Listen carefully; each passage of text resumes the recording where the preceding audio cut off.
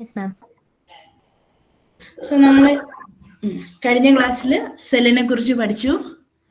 അതിൽ നമ്മൾ സെല്ലിന്റെ ഡിവിഷനും എല്ലാം പഠിച്ചു. സെൽ ഡെത്ത് പഠിച്ചു. ഏതൊക്കെയായിരുന്നു 2 ടൈപ്പ് ഓഫ് സെൽ ഡെത്ത്?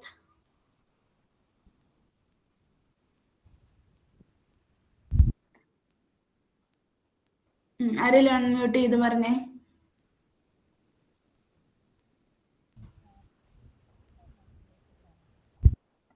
അല്ലെങ്കിൽ ചാറ്റിലിട്ടാലും മതി, എങ്ങനെ നിങ്ങളുടെ സൗകര്യം പോലെ.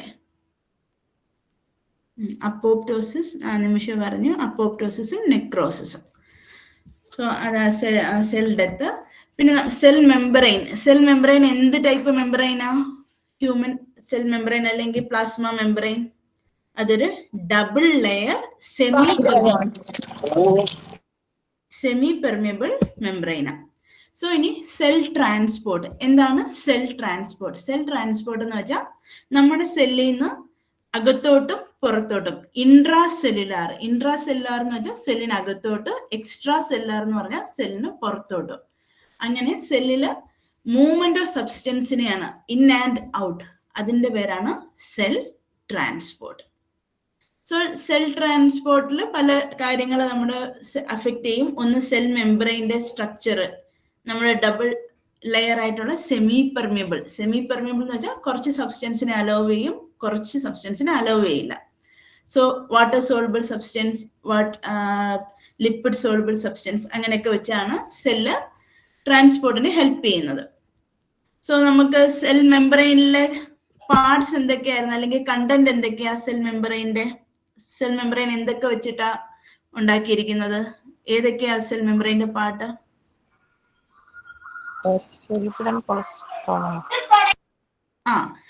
Lipid, protein and carbohydrate. അതിൽ ലിപ്പിഡ് ആണ് ഫോസ്ഫോലിപ്പിഡ് ആൻഡ് കൊളസ്ട്രോൾ. പിന്നെ പ്രോട്ടീൻ ഉണ്ട്. പ്രോട്ടീൻ 2 തരം ഉണ്ട്. പെരിഫറൽ പ്രോട്ടീനും ഇന്റഗ്രൽ അല്ലെങ്കിൽ ട്രാൻസ് മെംബ്രെയിൻ പ്രോട്ടീനും. ഇതൊക്കെയാണ് നമ്മുടെ സെൽ ട്രാൻസ്പോർട്ടിന് ഹെൽപ്പ് ചെയ്യുന്നത്, ഫോസ്ഫോലിപ്പിഡും പ്രോട്ടീനും.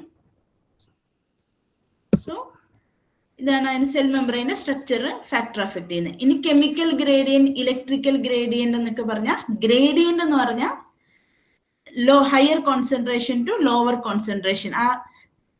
ഇപ്പം കൂടുതൽ സബ്സ്റ്റൻസിൽ നിന്ന് കുറവുള്ള സബ്സ്റ്റൻസ്, അത് ആ ഡിഫറൻസ് അതിനെയാണ് നമ്മൾ ഗ്രേഡിയന്റ് എന്ന് പറയുന്നത്. അതൊക്കെ ഇതിനെ അഫക്ട് ചെയ്യും. So the factor affecting transport of the cell membrane. So നമുക്കറിയാം സെൽ മെംബ്രെയിൻ ഇത് ഒരു ഡബിൾ ലെയർ മെംബ്രെയിൻ ആണ്. ഒരു ഔട്ടർ പോർഷനും ഉണ്ട്, ഒരു ഇന്നർ പോർഷനും ഉണ്ട്. സോ ഇന്നർ പോർഷൻ നമ്മുടെ സൈറ്റോസോൾ. എന്തായിരുന്നു cytosol? Fluid part of cytoplasm. Fluid part of the cytoplasm.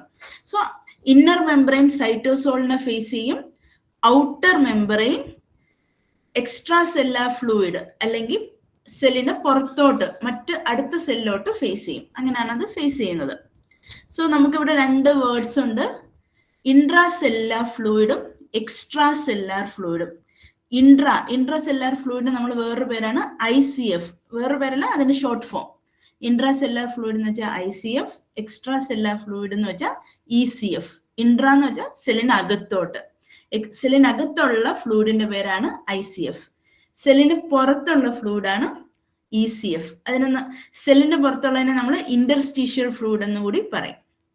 So ഇവിടെ ഇങ്ങനെയാണ് സബ്സ്റ്റൻസ് പാസ് ആവുന്നത്, അകത്തോട്ടോ പുറത്തോട്ടോ. So the cell need to absorb and excrete various compound through its life. So നമ്മുടെ cell മെംബ്രെയിന്റെ function പറഞ്ഞപ്പോൾ അബ്സോർപ്ഷനും എക്സ്ക്രീഷനും. അബ്സോർപ്ഷൻ എന്ന് പറഞ്ഞാൽ അകത്തോട്ട് എടുക്കുന്നത്, എക്സ്ക്രീഷൻ എന്ന് വെച്ചാൽ ആവശ്യമില്ലാത്തത് പുറന്തള്ളുന്നത്. അതൊക്കെ ഒരു സെൽ മെംബ്രെയിന്റെ ഫംഗ്ഷൻ ആണ്. And this compound need to pass through the membrane which is made up of phospholipid bilayer. So ഈ സബ്സ്റ്റൻസ് അല്ലെങ്കിൽ ഈ കോമ്പൗണ്ട് നമ്മുടെ ബൈലെയർ മെംബ്രെയിനിലൂടെ പാസ് ചെയ്യണം. സോ ഇതാണ് നമ്മുടെ ഫോസ്ഫോലിപ്പിഡിന്റെ ഷേപ്പ്. എന്തായിരുന്നു ഫോസ്ഫോലിപ്പിഡിന്റെ ഷേപ്പ്?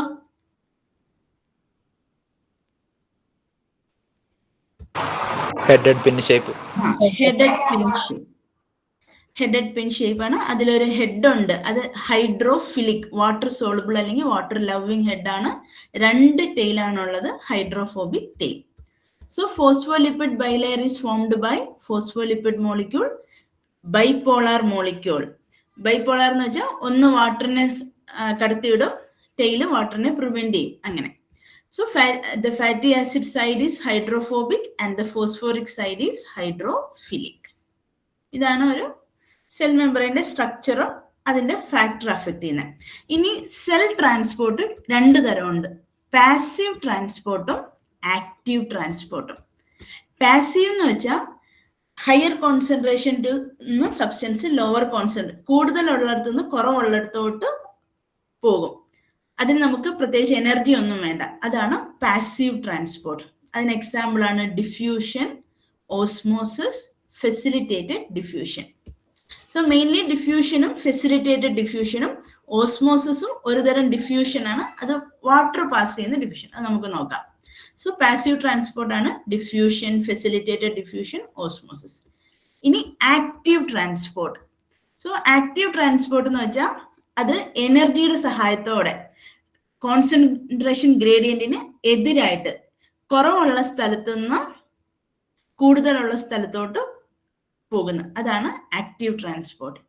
അതിന് എക്സാമ്പിൾ ആണ് നമുക്ക് പമ്പ്, നമ്മുടെ സോഡിയം പൊട്ടാസ്യം പമ്പ്, അങ്ങനെ ഒത്തിരി പമ്പുകൾ നമ്മുടെ സെല്ലിലുണ്ട്. അതിന് primary and secondary active transport എന്നൊക്കെ പറയും. ഇനി വേറെയാണ് ഫാഗോസൈറ്റോസിസ്, എൻഡോസൈറ്റോസിസ്, എക്സോസൈറ്റോസിസ്. ഇത്രയാണ് active transport. So cell membrane transport രണ്ട് തരമുണ്ട്, പാസീവും ആക്റ്റീവും. പാസീവ് എന്ന് പറഞ്ഞാൽ എനർജിയുടെ ആവശ്യമില്ലാതെ, ആക്റ്റീവ് എന്ന് വെച്ചാൽ with the help of energy. So ഇതാണ് two type of cell transport. So ആദ്യം പാസീവ് ട്രാൻസ്പോർട്ട്. എന്താണ് passive transport? Compound will move from an area of higher concentration towards lower concentration. അതാണ് പാസീവ് ട്രാൻസ്പോർട്ട്. ഇനി ഇതിന് no ATP is needed, ഇതിന് energy അല്ലെങ്കിൽ ATPയുടെ ആവശ്യമില്ല. ഇതാണ് പാസീവ് ട്രാൻസ്പോർട്ടിലെ രണ്ട് പോയിന്റ്. സോ നിങ്ങൾക്ക് ഇവിടെ കാണാൻ പറ്റും, ഇവിടുന്ന് എക്സ്ട്രാ സെല്ലുലാർ സ്പേസിൽ കൂടുതൽ മോളിക്യൂൾ ഉണ്ട്, ഇൻട്രാ സെല്ലുലാർ സ്പേസിൽ കുറച്ച് മോളിക്യൂളേ ഉള്ളൂ. സോ എക്സ്ട്രാ സെല്ലുലാർ മോളിക്യൂളിൽ നിന്ന് സ്പേസിൽ നിന്ന് ഇൻട്രാ സെല്ലുലാർ സ്പേസിലോട്ട് മോളിക്യൂൾസ് കടന്നു വരുന്നത്. ഇതാണ് നമ്മുടെ സെൽ മെമ്പറിന്റെ ലെയർ, ഫോസ്ഫോലിപ്പിഡ് ലെയർ. സോ അതാണ് ഒരു പാസീവ് ട്രാൻസ്പോർട്ട്. ഇനി പാസീവ് ട്രാൻസ്പോർട്ടിൽ എന്ത് തരം സബ്സ്റ്റൻസ് ഒക്കെ ആയിരിക്കും നമ്മുടെ സെല്ലിനകത്തോട്ട് വരുന്നത്? സ്മോൾ മോളിക്യൂൾ, ചെറിയ ചെറിയ മോളിക്യൂൾസ് ആയിരിക്കും പാസീവ് ട്രാൻസ്പോർട്ട് വഴി വരുന്നത്. Example water, oxygen. So gas എക്സ്ചേഞ്ചിൽ ഓക്സിജൻ, കാർബൺ ഡൈ ഓക്സൈഡ് ഒക്കെ നമ്മുടെ സെല്ലിലോട്ട് പോകുന്നത് പാസീവ് ട്രാൻസ്പോർട്ട് വഴിയാണ്. അതിന് എനർജിയുടെ ആവശ്യമില്ല, അത് തന്നെ ഡിഫ്യൂസ് ചെയ്യും. സോ അതാണ് പാസീവ് ട്രാൻസ്പോർട്ടിൽ ഡിഫ്യൂഷൻ. ഇനി എന്താണ് ഓസ്മോസിസ്? സോ ഓസ്മോസിസ് എന്ന് പറയുന്നത് ഒരു ടൈപ്പ് ഓഫ് ഡിഫ്യൂഷൻ ആണ്.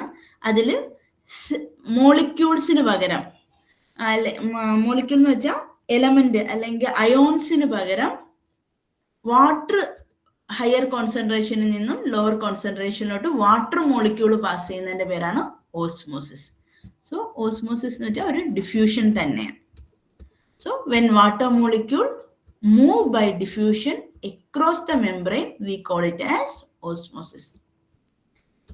So osmosis. ഇനി അടുത്തതാണ് ഫെസിലിറ്റേറ്റഡ് ഡിഫ്യൂഷൻ. സോ എന്താണ് ഫെസിലിറ്റേറ്റഡ്? ഫെസിലിറ്റേഷന്റെ അർത്ഥം എന്ന് വെച്ചാൽ എന്തിൻ്റെങ്കിലും സഹായത്തോടെ. സോ എന്തിനു വേണ്ടിയാ facilitated diffusion? Some compound are unable to diffuse through the membrane. They will be allowed to cross if the membrane has protein that can bind this compound and enable to cross towards the area of lower concentration. So ചില വലിയ molecule, കുറച്ച് വലിപ്പമുള്ള molecule, അതിന് സ്വന്തമായിട്ട് പോകാൻ പറ്റില്ല. അത് ചില പ്രോട്ടീൻ ഇവിടെ കാണാം, ഈ കാണിച്ചിരിക്കുന്നതാണ് നമ്മുടെ protein, integral protein or transmembrane protein. ആ പ്രോട്ടീനുള്ളിലൂടെ അതിന്റെ സഹായത്തോടെ അകത്തോട്ട് പോകുന്ന അല്ലെങ്കിൽ ഹയർ കോൺസെൻട്രേഷനിൽ നിന്ന് ലോവർ കോൺസെൻട്രേഷനിലോട്ട് പോകുന്നതിന്റെ പേരാണ് ഫെസിലിറ്റേറ്റഡ് ഡിഫ്യൂഷൻ. സോ ഇതാണ് മൂന്ന് തരം പാസീവ് ട്രാൻസ്പോർട്ട്. ഏതൊക്കെയാ 3 തരം പാസീവ് ട്രാൻസ്പോർട്ട്? പെട്ടെന്ന് ചാറ്റിലിട്ടെ. 3 ടൈപ്പ് ഓഫ് പാസീവ് ട്രാൻസ്പോർട്ട്. അല്ലെങ്കിൽ ആരെങ്കിലും അൺമ്യൂട്ട് ചെയ്ത് പറയാം. പെട്ടെന്ന്, സമയം കളയണ്ട. ഏതൊക്കെയാ 3 തരം പാസീവ് ട്രാൻസ്പോർട്ട്? എന്താണ് പാസീവ് ട്രാൻസ്പോർട്ട്? അതിന് എനർജി വേണോ? No ATP required. No ATP required. ഏതാണ് 3 തരം? Diffusion, osmosis, facilitated diffusion. എന്താണ് ഫെസിലിറ്റേറ്റഡിന്റെ വേർഡ് മീനിങ്? എന്തിന്റെയെങ്കിലും സഹായത്തോടെ. ഇവിടെ എന്തിന്റെ സഹായത്തോടെയാണ് ഡിഫ്യൂഷൻ നടക്കുന്നത്? ചെറിയ മോളിക്യൂള് പാസ് ചെയ്യും, പക്ഷെ വലിയ മോളിക്യൂള്, ഗ്ലൂക്കോസ് പോലെയുള്ള മോളിക്യൂള് നമ്മുടെ സെല്ലിനകത്തോട്ട് ഒരു കാരിയർ പ്രോട്ടീൻ അല്ലെങ്കിൽ നമ്മുടെ ഇന്റഗ്രൽ പ്രോട്ടീൻ പാർട്ടിനുള്ളിലൂടെയാണ് അത് കടക്കുന്നത്. അതിന്റെ പേരാണ് facilitated diffusion. So facilitated diffusion വഴി വരുന്ന മോളിക്യൂളിന് എക്സാമ്പിൾ ഗ്ലൂക്കോസ്. ഇനി ഓസ്മോസിസ് എന്താ? ഓസ്മോസിസ് എന്ന് വെച്ചാൽ വെള്ളം, വാട്ടർ മോളിക്യൂള് ഹയർ കോൺസെൻട്രേഷനിൽ നിന്ന് ലോവർ കോൺസെൻട്രേഷനിലോട്ട് പോകുന്നതിന്റെ പേരാണ് ഓസ്മോസിസ്. സോ ഓസ്മോസിസ് ഒരു ഡിഫ്യൂഷൻ തന്നെ, പക്ഷെ പോകുന്നത് വെള്ളം, വാട്ടർ മോളിക്യൂളാണ്. അല്ലാതെ ഡിഫ്യൂഷൻ എന്ന് പറയുമ്പോൾ അതിൽ പോകുന്നത് സൊല്യൂട്ടാ, സോഡിയം, ക്ലോറൈഡ്, പൊട്ടാസ്യം, കാൽഷ്യം, അങ്ങനെയുള്ള bicarbonate, oxygen, carbon dye oxide, അങ്ങനെ പോകുന്ന സബ്സ്റ്റൻസ് ആണ് ഡിഫ്യൂഷൻ. ഓസ്മോസിസ് എന്ന് വെച്ചാൽ വാട്ടർ. ഇതാണ് 3 തരം പാസീവ് ട്രാൻസ്പോർട്ട്. ഇനി രണ്ടാമത്തെയാണ് ആക്റ്റീവ് ട്രാൻസ്പോർട്ട്. സോ എന്താണ് active transport? Molecule move against the concentration gradient. Concentration ഗ്രേഡിയന്റിന് എതിരായി പോകുന്നത്, ലോയിൽ നിന്നും ഹൈയിലോട്ട് പോകുന്നത്. അതിന് നമുക്ക് എന്ത് വേണം? Energy must be provided. So അതിന് നമുക്ക് എനർജി വേണം. Energy must be provided for the active transport.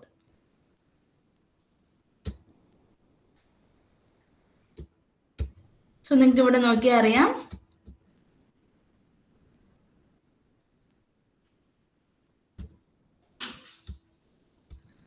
So active transport ആദ്യം കാണിച്ചിരിക്കുന്ന സിമ്പിൾ ഡിഫ്യൂഷൻ, ഹയർ കോൺസെൻട്രേഷനിൽ നിന്ന് മോളിക്യൂളിനകത്തൂടെ ലിപ്പിഡ് ബൈലെയറിലൂടെ തന്നെ വരുന്നു. രണ്ടാമത്തത് കാണിച്ചിരിക്കുന്നത് ഫെസിലിറ്റേറ്റഡ് ഡിഫ്യൂഷൻ. സോ ഫെസിലിറ്റേറ്റഡ് എന്ന് വെച്ചാൽ എന്താ? എന്തായിരുന്നു ഫെസിലിറ്റേറ്റഡിന്റെ വേർഡ് മീനിങ്? ഇതിന്റെ ഹെൽപ്പ് കൊണ്ട്, എന്തിനെങ്കിലും ഹെൽപ്പ് കൊണ്ട് പോകുന്നത്. സോ ഇവിടെ നമുക്ക് അറിയാം, ഈ കാരിയർ പ്രോട്ടീൻ്റെ ഹെൽപ്പ് കൊണ്ടാണ് ആ സബ്സ്റ്റൻസ് അകത്തോട്ട് പോകുന്നത്. സോറി. ഇനിയുള്ളത് ആക്റ്റീവ് ട്രാൻസ്പോർട്ട്. സോ ഇത് നോക്ക്, ഇവിടെ 2 മോളിക്യൂളേ ഉള്ളൂ, ഇവിടെ കൂടുതൽ മോളിക്യൂൾ ഉണ്ട്. സോ ഇത് തിരിച്ച് പുറത്തോട്ട് പോകുക. അതിന് നമുക്ക് എനർജിയുടെ ഹെൽപ്പ് വേണം. ഒരു second.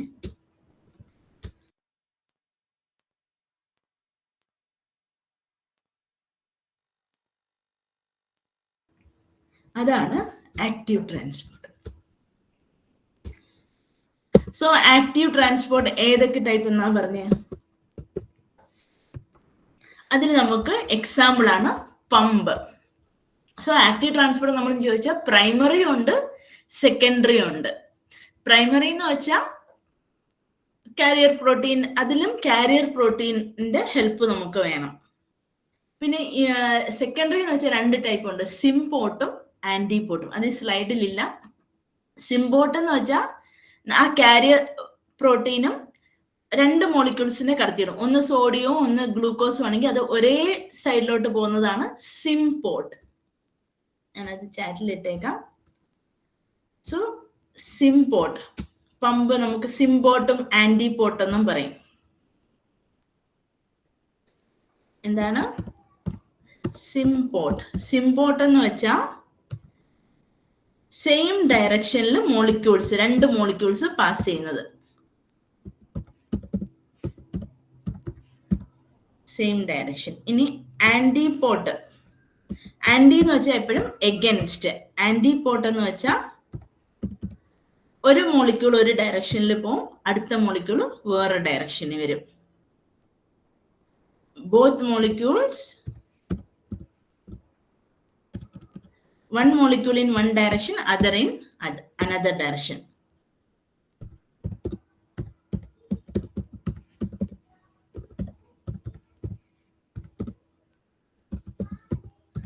Second, other direction. Okay, അതാണ് നമ്മുടെ പമ്പിൽ ഒരു 2 ടൈപ്പ് ഉണ്ട്, സിംപോട്ടും ആന്റിപോട്ടും. സിംപോട്ട് എന്ന് വെച്ചാൽ അതിൽ 2 മോളിക്യൂൾ പാസ് ചെയ്യുന്നുണ്ട്.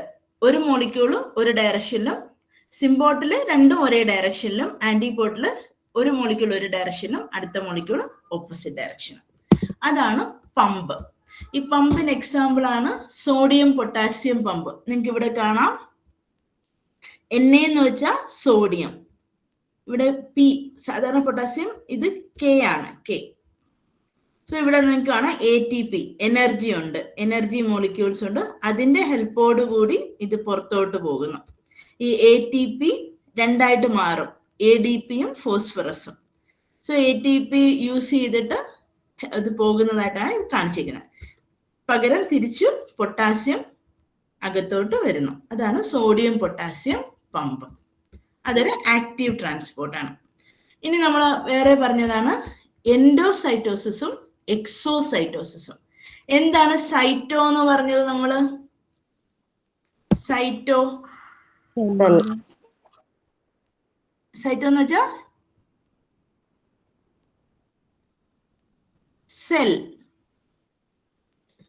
സോ എൻഡോ എന്ന് വെച്ചാൽ സെല്ലിന് അകത്തോട്ട് സബ്സ്റ്റൻസ്, ഇതാണ് നമ്മുടെ പ്ലാസ്മ മെമ്പറൈൻ. അതിനകത്തോട്ട് പോകുന്ന പേരാണ് എൻഡോസൈറ്റോസിസ്. പുറത്തുനിന്ന് ഒരു സബ്സ്റ്റൻസ് അകത്തോട്ട്, എൻഡോ.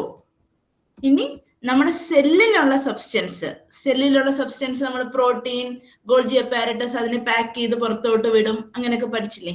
അല്ലെങ്കിൽ ലൈസോസോം, അതൊരു കവറിങ്ങിനകത്ത് വന്നിട്ട് അത് പുറത്തോട്ട്, സെല്ലിന് പുറത്തോട്ട് പോകുന്നതാണ് എക്സോസൈറ്റോസിസ്. ഇതെല്ലാം ആക്റ്റീവ് ട്രാൻസ്പോർട്ടിന് എക്സാമ്പിൾ ആണ്. പിന്നെ വേറൊന്നുണ്ട് ഫാഗോസൈറ്റോസിസ്. ഫാഗോസൈറ്റോസിസ് എന്ന് വെച്ചാൽ മൈക്രോ ഓർഗാനിസം ഒക്കെ വരും, cell engulfing or cell eating, അതിന്റെ പേരാണ് ഫാഗോസൈറ്റോസിസ്. സോ ഇത്രയാണ് സെൽ ട്രാൻസ്പോർട്ട്. സോ എന്താണ് സെൽ ട്രാൻസ്പോർട്ട്? സെൽ ട്രാൻസ്പോർട്ട് എന്താ? സെൽ മെമ്പറൈൻ അകത്തോട്ടും പുറത്തോട്ടും ഉള്ള മൂവ്മെന്റ് ആണ് സെൽ ട്രാൻസ്പോർട്ട്. സെൽ ട്രാൻസ്പോർട്ട് 2 തരമുണ്ട്, പാസീവും ആക്റ്റീവും. പാസീവ് എന്ന് വെച്ചാൽ എനർജിയുടെ ആവശ്യമില്ല, ഡിഫ്യൂഷൻ, ഓസ്മോസിസ്, ഫെസിലിറ്റേറ്റഡ് ഡിഫ്യൂഷൻ. ഇനി ആക്റ്റീവ് എന്ന് വെച്ചാൽ എനർജിയുടെ സഹായത്തോടെ കോൺസെൻട്രേഷൻ എതിരായിട്ട് പോകുന്നു. അതിന് എക്സാമ്പിൾ ആണ് പമ്പ്, ഫാഗോസൈറ്റോസിസ്. ഫാഗോസൈറ്റോസിസ് എന്ന് വെച്ചാൽ സെൽ ഈറ്റിംഗ്. ഇനി എൻഡോസൈറ്റോസിസ്, എക്സോസൈറ്റോസിസ്. ഇനി നമ്മളിവിടെ ഒരു ചെറിയ 3 വേർഡ് നമുക്ക് ജസ്റ്റ് ഒന്ന് അറിഞ്ഞിരിക്കാനാണ്. എന്താണ് hypotonic, hypertonic and isotonic? Hypotonic എന്ന് വെച്ചാൽ വെള്ളത്തിന്റെ എമൗണ്ട് കൂടുതലും സൊല്യൂട്ട് കുറവും, അതാണ് more water than in the cell. അതിന്റെ പേരാണ് ഹൈപ്പോട്ടോണിക്. ഇത് സെല്ല്, ഇത് പുറമേയുള്ള വാട്ടർ, അത് കൂടുതൽ. ഇനി ഹൈപ്പർ എന്ന് വെച്ചാൽ എപ്പോഴും ഹൈപ്പർ എന്ന് വെച്ചാൽ കൂടുതൽ, ഹൈപ്പോ എന്ന് വെച്ചാൽ കുറവ്. സോ ഹൈപ്പർട്ടോണിക് എന്ന് വെച്ചാൽ സെല്ലിനേക്കാളി കൂടുതൽ സൊല്യൂട്ട് വാട്ടറിലുണ്ട് അല്ലെങ്കിൽ എക്സ്ട്രാ സെല്ലാർ ഫ്ലൂയിഡിലുണ്ട്, അതാണ് ഹൈപ്പർട്ടോണിക്. ഇനി ഐസോ എന്ന് വെച്ചാൽ സെല്ലിന്റെ അതേ കോൺസെൻട്രേഷൻ ആയിരിക്കും പുറത്തും, അതാണ് ഐസോട്ടോണിക്. സോ ഈ 3 വേർഡ് മനസ്സിലായോ?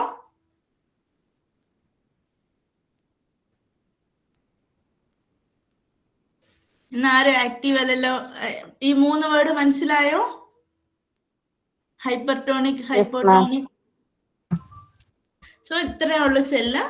ഇനി നമുക്ക് ബാക്കി ബ്ലഡിന്റെ ബാക്കി പാർട്ടിലോട്ട് പോകാം.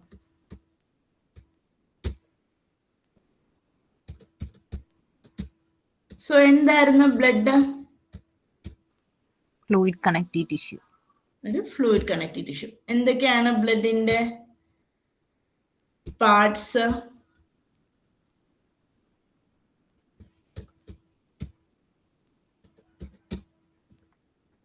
ബ്ലഡിൽ എന്തൊക്കെ പാർട്ടുണ്ട്? Plasma, RBC, WBC, platelet. RBC, WBC and platelet. Platelets. ഞാൻ ഷെയർ ചെയ്യാം.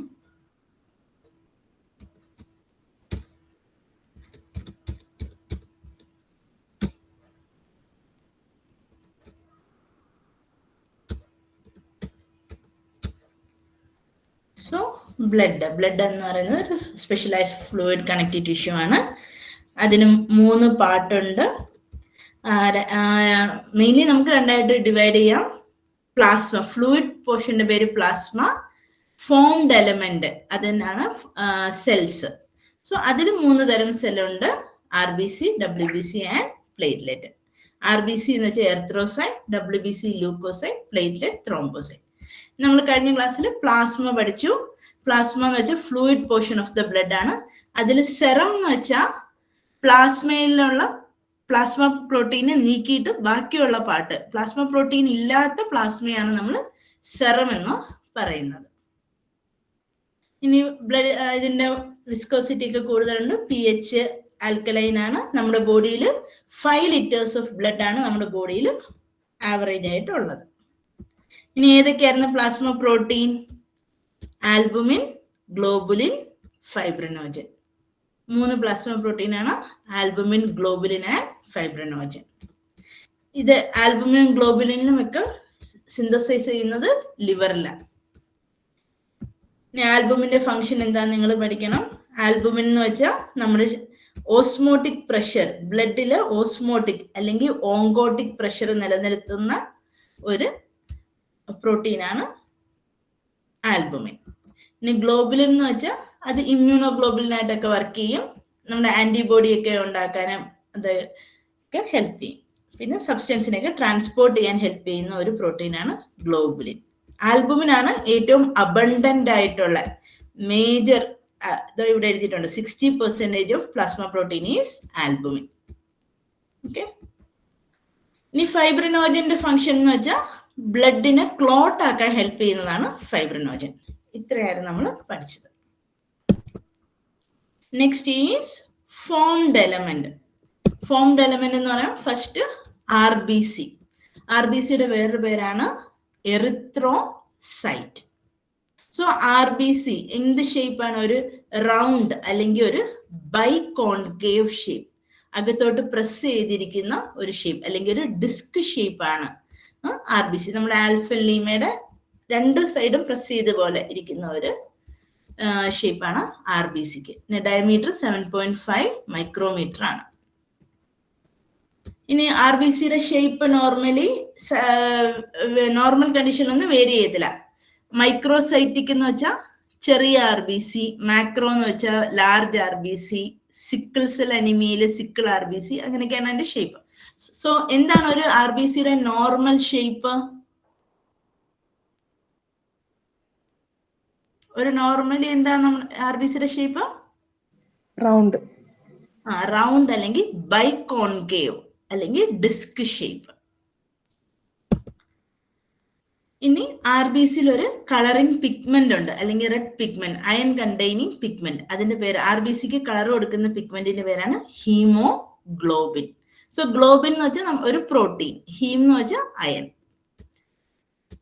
ദെൻ നമ്മുടെ RBCയുടെ കൗണ്ട് എത്രയാണ്? 4 to 6 million. ഇപ്പം മെയിലിലും ഫീമെയിലും ചെറിയ ഡിഫറൻസ് ഉണ്ട്. 4.5 to 5.5 in female, 5 to 6 in male, അങ്ങനെയാണ്. സോ മില്യണിലാണ് നമ്മൾ RBC കൗണ്ട് മെഷർ ചെയ്യുന്നത്. മില്യൺ പെർ ഇവിടെ മൈക്രോ ലിറ്റർ എഴുതിയിരിക്കുന്നത്, അല്ലെങ്കിൽ നമ്മൾ മില്ലിമീറ്റർ ക്യൂബ് എന്ന് പറയും. സോ ഇതാണ് RBCയുടെ കൗണ്ട്. ഇനി RBCക്ക് ഒരു പ്രത്യേകതയുണ്ട്. It does not contain nucleus. So that is very important. RBCയുടെ ഒരു ഫീച്ചറാണ്, അതിന് ന്യൂക്ലിയസ് ഇല്ല. ന്യൂക്ലിയസ് അത് ഫോം ചെയ്യുമ്പോൾ അതിന് എർത്രോപോയിസിസ്, RBC ഉണ്ടായി വന്ന് അതിന്റെ ന്യൂക്ലിയസ് ഡിസ്ട്രക്റ്റ് ആവും. സോ ഒരു മെച്യൂർ RBC അല്ലെങ്കിൽ എർത്രോസൈറ്റിന് ന്യൂക്ലിയസ് ഇല്ല. ഇത് വളരെ ഇമ്പോർട്ടൻ്റ് ആണ്. RBCക്ക് ന്യൂക്ലിയസ് ഇല്ല. Then it contains hemoglobin, the oxygen carrying molecule. So ഇത്രയാണ് RBCയുടെ സ്പെഷ്യലൈസേഷൻ. ബൈകോൺകേവ് ഷേപ്പ് ആണ്, ന്യൂക്ലിയസ് ഇല്ല, അതിന് ഹീമോഗ്ലോബിനുണ്ട്. ആ ഹീമോഗ്ലോബിൻ ആണ് നമ്മുടെ ഓക്സിജൻ, നമ്മുടെ ബ്ലഡിലൂടെയാണ് ഓക്സിജനും കാർബൺ ഡൈ ഓക്സൈഡും ഗ്യാസ് എക്സ്ചേഞ്ച് നടക്കുന്നത്. അതിന് ഹെൽപ്പ് ചെയ്യുന്ന മോളിക്യൂളാണ് ഹീമോഗ്ലോബിൻ അല്ലെങ്കിൽ കളറിംഗ് പിഗ്മെന്റ്. ഇനി RBCയുടെ പ്രോപ്പർട്ടി. എന്തൊക്കെയാണ് ആർ ബി സിയുടെ പ്രോപ്പർട്ടി? ഒരു പ്രോപ്പർട്ടിയാണ് ഇതൊരു ഇമ്പോർട്ടൻറ്റ് പ്രോപ്പർട്ടിയാണ്, റോലെക്സ് ഫോർമേഷൻ. എന്താണ് റോലെക്സ് ഫോർമേഷൻ എന്ന് വെച്ചാൽ? റോലെക്സ് ഫോർമേഷൻ എന്ന് വെച്ചാൽ നമ്മൾ R B C anticoagulant ഒന്നും ഇല്ലാതെ, ആന്റി കൊയാഗുലന്റ് എന്ന് വെച്ചാൽ ക്ലോട്ടിങ് ആവാതിരിക്കാൻ നമ്മൾ അപ്ലൈ കൊടുക്കുന്ന സിട്രേറ്റ്, EDTA അങ്ങനത്തെ സബ്സ്റ്റൻസ് ഇല്ലാതെ നമ്മൾ ബ്ലഡ് നമ്മുടെ ശരീരത്തിൽ നിന്ന് പുറത്തെടുത്ത ആർ ബി സി, ഓരോ ആർ ബി സിയും നമ്മുടെ ഓരോ കോയിൻ, നമ്മുടെ നാണയങ്ങൾ ഒന്നിനു മേലെ ഒന്നായി അടുക്കി വെച്ചേക്കുന്ന പോലെ പൈലപ്പ് ചെയ്യും. അതിന്റെ പേരാണ് റോലെക്സ് ഫോർമേഷൻ. സോ അതൊരു important property of R B C. So നമ്മൾ ബ്ലഡ് എടുത്ത് നമ്മുടെ ശരീരത്തിൽ നിന്ന് പുറത്തു വന്ന ആർ ബി സി ഒന്നിനു മേലെ ഒന്നായി കയറി ഒരു കോയിൻ അടുക്കി വെച്ചേക്കുന്ന പോലെ ഇരിക്കും. അതിന്റെ പേരാണ് റോലെക്സ് ഫോർമേഷൻ. ഇനി സ്പെസിഫിക് ഗ്രാവിറ്റി 1.092 to 1.101. പിന്നെ അതിന് വേറൊരു പ്രോപ്പർട്ടിയാണ് സസ്പെൻഷൻ സ്റ്റെബിലിറ്റി. അത് ഫ്ലോ ചെയ്യുമ്പോൾ അതിനൊരു സ്ട്രീം ലൈൻ മോഷൻ ഉണ്ട്, അതിന്റെ പേരാണ് സസ്പെൻഷൻ സ്റ്റെബിലിറ്റി. സോ ഇതൊക്കെയാണ് ഒരു ആർ ബി സിയുടെ ഫംഗ്ഷൻ. ഇമ്പോർട്ടൻറ്റ് ഫംഗ്ഷൻ എന്ന് വെച്ചാൽ റോലെക്സ് ഫോർമേഷൻ. സോ എന്താണ് rouleaux formation? Piling up of the R B C. ഇനി എന്തൊക്കെയാണ് ആർ ബി സിയുടെ ഫംഗ്ഷൻ? സോ എന്താണ് നമ്മുടെ ശരീരത്ത് ആർ ബി സി അല്ലെങ്കിൽ റെഡ് ബ്ലഡ് സെല്ലിന്റെ ഫംഗ്ഷൻ? ഒന്നെന്ന് പറയുന്നത് ഓക്സിജനെ ട്രാൻസ്പോർട്ട് ചെയ്യും.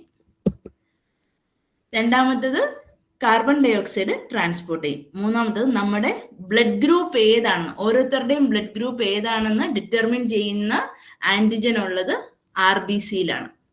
പിന്നെ അതിനൊരു ബഫറിങ് ആക്ഷൻ, ആൽക്കലി ഒരു ബഫറിങ് ടൈപ്പ് ആക്ഷൻ ഉണ്ട്.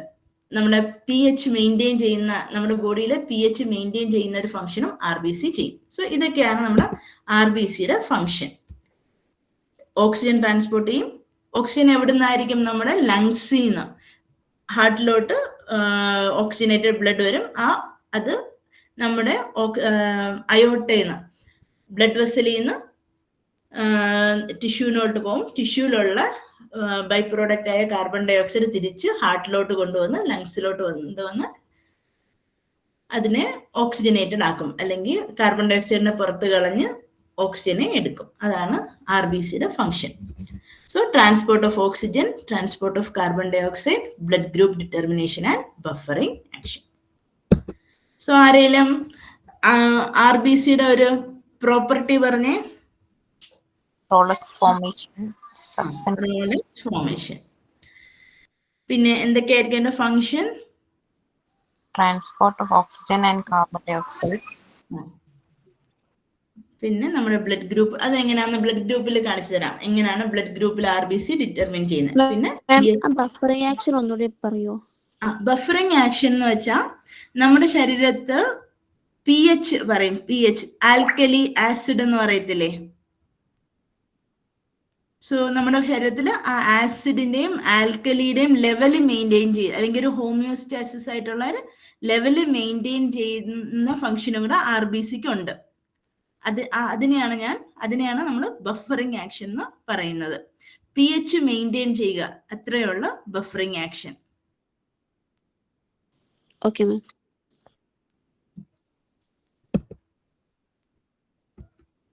ഇനി സോ ഇതാണ് നമ്മുടെ ആർ ബി സി. സോ എൻ്റെ ബൈ കോൺകേവ് ഷേപ്പ് അതൊക്കെ. ഇനി എന്താണ് ആർ ബി സിയുടെ പേരെന്തായിരുന്നു? എറിത്രോസൈറ്റ്. സോ എന്താണ് എറിത്രോപോയിസിസ്? എറിത്രോപോയിസിസ് എന്ന് വെച്ചാൽ ആർ ബി സി ഡെവലപ്പ് ചെയ്യുന്നതിന്റെ പേരാണ് എറിത്രോപോയിസിസ്. ആർ ബി സി എവിടെ നിന്നാണ് ഡെവലപ്പ് ചെയ്യുന്നത്? നമ്മുടെ ബോൺ മാരോയിൽ നിന്ന്. സോ അതിന്റെ പേരാണ് erythropoiesis. So the developmental process of R B C. So erythropoiesis is the development process in which new erythrocytes are produced, through which each cell mature about 7 days. And through this process, erythrocytes are continuously produced in the red bone marrow of large bone, then at a rate of 2 million per second. So നമ്മുടെ R B C produce ചെയ്യുന്നത് adult, നമ്മൾ ജനിച്ചു കഴിഞ്ഞാൽ നമ്മുടെ bone marrow, നമ്മൾ ജനിക്കുന്നതിന് മുമ്പ് embryo സ്റ്റേജിൽ നിന്ന് അത് പ്രൊഡ്യൂസ് ചെയ്യുന്നത് അഞ്ചാമത്തെ മാസം ആകുമ്പോൾ, നമ്മുടെ അമ്മയുടെ വയറ്റില് 5ാമത്തെ മാസം ആകുമ്പോൾ പ്രൊഡ്യൂസ് ചെയ്യുന്നത് ലിവർ. അതിനു മുമ്പ് പ്രൊഡ്യൂസ് ചെയ്യുന്നത് യോക്ക് സാക്ക്. ഇതൊക്കെയാണ് RBC പ്രൊഡ്യൂസ് ചെയ്യുന്ന സൈറ്റ്. സോ ഇൻ അഡൽട്ട്, നമ്മുടെ അഡൽട്ടിൽ എവിടെയാ, നമുക്ക് എവിടുന്ന, അല്ലെങ്കിൽ അഡൽട്ട് അല്ലെങ്കിൽ ആഫ്റ്റർ ബർത്ത് റെഡ് ബോൺ മാരോയിൽ നിന്നാണ് നമ്മുടെ ബ്ലഡ് വരുന്നത്, അല്ലെങ്കിൽ RBC പ്രൊഡ്യൂസ് ചെയ്യുന്നത്. RBC ഫോം ചെയ്യുന്ന പ്രോസസ്സിന്റെ പേരാണ് എറിത്രോപോയിസിസ്. ഇനി നമ്മുടെ കിഡ്നിയിൽ നിന്ന് ഒരു ഹോർമോൺ RBC പ്രൊഡ്യൂസ് ചെയ്യാൻ ഹെൽപ്പ് ചെയ്യുന്നുണ്ട്. അതിന്റെ പേരാണ് erythropoietin. So the production of RBC, the production can be stimulated by a hormone erythropoietin synthesized by the kidney. ഇനി RBC നമ്മുടെ bone marrow, just before and after leaving the bone marrow, the developing cell is known as reticulocyte. എറിത്രോസൈറ്റിന് തൊട്ട് മുന്നേ ഉള്ള ഒരു RBCയുടെ form ആണ് റെറ്റിക്കുലോസൈറ്റ്. So നിങ്ങൾ just ഇത്ര അറിഞ്ഞാൽ മതി എന്താണ് എറിത്രോപോയിസിസ്. എറിത്രോപോയിസിസ് വെച്ചാൽ ഫോർമേഷൻ ഓഫ് RBC. എവിടുന്ന RBC ഫോം ചെയ്യുന്നത്? So bone marrow in after birth. Before birth അത് ലിവറിൽ നിന്നായിരിക്കും 5 weeks തൊട്ട്, അല്ല 5 months തൊട്ട്. അതിനു മുമ്പ് നമ്മുടെ യോക്ക് സാക്കിൽ നിന്നായിരിക്കും RBC പ്രൊഡ്യൂസ് ചെയ്യുന്നത്. ഇനി RBCയുടെ ലൈഫ്, എത്ര ദിവസം നമ്മുടെ ശരീരത്ത് RBC ഉണ്ടാകും, അത് 120 days. So the life span of RBC is 120 days. RBCയുടെ ലൈഫ് സ്പാൻ എന്ന് പറയുന്നത് 120 ദിവസമാണ്. 120 ദിവസം എന്ന് പറയുമ്പോൾ എത്ര മാസമാണ്? ഏകദേശം 4 മാസം. സോ നിങ്ങൾക്ക് വീട്ടിൽ ആർക്കെങ്കിലും ഷുഗർ ഒക്കെ ഉണ്ടെങ്കിൽ അവര് 3 മാസത്തിൽ ഒരിക്കലുള്ള ആവറേജ് ഷുഗർ ഒക്കെ നോക്കും. അതാണ് HbA1c. സോ അത് ഹീമോഗ്ലോബിൻ വെച്ചിട്ടാണ് അത് അവര് കാൽക്കുലേറ്റ് ചെയ്യുന്നത്. സോ ഇതൊരു ഇമ്പോർട്ടന്റ് ക്വസ്റ്റ്യൻ ആണ്. Life span of RBC. എത്ര life span of RBC? 120 days. Then ഇനി വേറൊരു എന്തോ ക്വസ്റ്റ്യൻ ഉണ്ട്, അത് ഞാൻ ഇതിനകത്ത് എഴുതിയിട്ടില്ല. So graveyard of RBC. എന്താണ് ഗ്രേവ്യാർഡ്?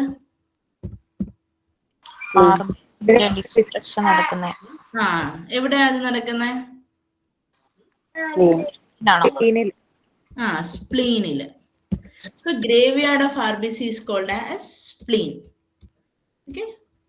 സോ RBC വന്ന് നശിക്കുന്നത് അല്ലെങ്കിൽ ഗ്രേവ്യാർഡ്, അതിന്റെ ഗ്രേവ്യാർഡ് എന്ന് വെച്ചാൽ ശവപ്പറമ്പ്. So it will be dying in the spleen. ഇനി നോർമൽ വാല്യൂ ഓഫ് RBC മെയിലിലും ഫീമെയിലും ചെറിയ വ്യത്യാസമുണ്ട്. മെയിലില് കുറച്ചും കൂടെ കൂടുതലുണ്ട്, 4.5 to 5.5 million per millimeter cube in male and female 4 to 5 million per millimeter cube in the female. Okay. So ഇതാണ് RBC. ഇനി നമ്മൾ ഹീമോഗ്ലോബിൻ. എന്താണ് ഹീമോഗ്ലോബിൻ എന്ന് പറഞ്ഞത്? Colouring pigment in the RBC. അതിന്റെ പേരാണ് ഹീമോഗ്ലോബിൻ. ആൻഡ് ഹീമോഗ്ലോബിനിലുള്ള അയൺ ആണ് RBCയുടെ ഓക്സിജൻ ക്യാരിയിങ് കപ്പാസിറ്റി കൊടുക്കുന്നത്. So haemoglobin molecule is A tetramer consist of 4 polypeptide known as globin. ഇനി ഇതൊരു ക്വസ്റ്റ്യൻ ആണ്. അഡൽട്ട് ഹീമോഗ്ലോബിൻ ഏതൊക്കെ ചെയിൻ ഉണ്ട്? നമുക്ക് കാണാം. 2 ആൽഫ ചെയിനും 2 ആൽഫയും 2 ബീറ്റയും. അതാണ് ഇമ്പോർട്ടൻറ്റ്. സോ അഡൽട്ട് ഹീമോഗ്ലോബിനിൽ ഉള്ള ചെയിന് ആൽഫ ആൻഡ് ബീറ്റ. സോ നിങ്ങൾക്ക് ഇവിടെ നോക്കിയാൽ അറിയാം, ഇതിന്റെ പേരാണ് ആൽഫ, ഇത് ബീറ്റ. സോ അഡൽട്ട് ഹീമോഗ്ലോബിനിൽ നമുക്ക് 2 ചെയിൻ ഉണ്ട്, ആൽഫ ആൻഡ് ബീറ്റ. ഇനി ഫീറ്റൽ ഹീമോഗ്ലോബിൻ. ഫീറ്റൽ എന്ന് വെച്ചാൽ എന്താ? നമ്മള് ജനിക്കുന്നതിന് മുമ്പായിട്ട്. അതിലുള്ളത് ആൽഫയും ഗാമയോ, അവിടെ ബീറ്റ ഇല്ല.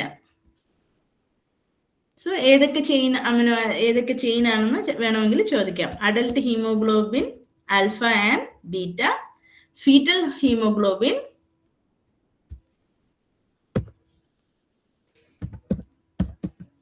ജനിക്കുന്നതിന് മുൻപുള്ളത്. ഫീറ്റൽ ഹീമോഗ്ലോബിനുള്ളത് ആൽഫ ആൻഡ് ഗാമ. ഓക്കെ, അതാണ് അതാണ് ഹീമോഗ്ലോബിൻ്റെത്. ഇനി നമ്മുടെ ബോഡിയിൽ ആവറേജ് ഹീമോഗ്ലോബിൻ നമ്മൾ 14-16 പറയാം. അതിൽ മെയിലിൽ കൂടുതലായിരിക്കും, 14-18 വരെ വരാം, ഫീമെയില് 12-16. ഇനി ഹീമോഗ്ലോബിൻ കുറയുന്ന കണ്ടീഷന്റെ പേരാണ് അനീമിയ. ഹീമോഗ്ലോബിനോ RBC കൗണ്ടോ കുറയുന്ന കണ്ടീഷനാണ് അനീമിയ. ഇനി കുട്ടികളില് ഇൻഫന്റില് അത് 18-23 വരെ പോകാം. ഇനി ഹീമോഗ്ലോബിൻ അല്ലെങ്കിൽ RBC കൗണ്ട് കൂടുന്ന കണ്ടീഷനാണ് പോളിസൈത്തീമിയ. സോ ഹീമോഗ്ലോബിൻ കുറയുന്ന കണ്ടീഷന്റെ പേര് അനീമിയ, കൂടുന്ന കണ്ടീഷന്റെ പേര് പോളിസൈത്തീമിയ.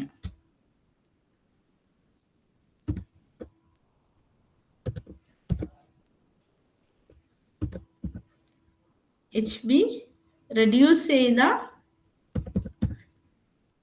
അതിന്റെ കണ്ടീഷന്റെ പേരാണ് എന്താണ്? അനീമിയ. ഇനി കൂടിയ ഉള്ള കണ്ടീഷനാണ് പോളിസൈത്തീമിയ. പോളി എന്ന് വെച്ചാൽ ഇൻക്രീസ്ഡ്.